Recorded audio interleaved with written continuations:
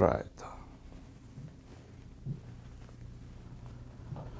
Well, my mother, she always told me never to talk about politics in public. And, nowadays, what they used to consider private information is widely available.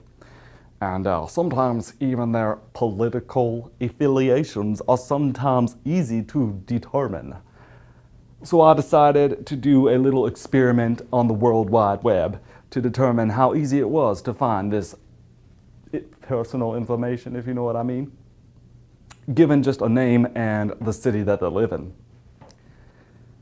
So I decided to choose someone close to me, like my papa, so I could confirm, the information I found. And my dad, he doesn't know how to use the computer much, but what he does know how to do is strictly for work.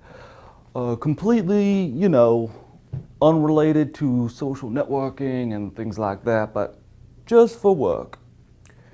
And he even shares his name with a European soccer star, which makes finding personal information on him much more difficult, except for that French stuff. When you read the French or the Spanish stuff, it's probably not from America.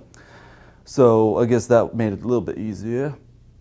But using public records that anyone can access on the World Wide Web, WWW is what I'll call it from now on, I was able to find his approximate age, the house he lives at, what it looks like, how much it was worth, how much he paid on taxes on it last year, the demographics of his neighborhood, which aren't that great because there ain't no one that lives in his neighborhood, the names of his wife and children, and even his political affiliations. Now, in total, it took me only about, an hour and a half to find all this information out. And that's just, like I said, from starting with a name and the city he lives in. Now, if I was able to find all this information out on someone who didn't even know how to turn a computer on 2 years ago, imagine how much information I could find on someone who does know how to turn on a computer, like a college student. So my question to the panel is twofold. First, what is the relationship between turning on a computer and democracy? In other words, how do privacy and democracy interact? And second,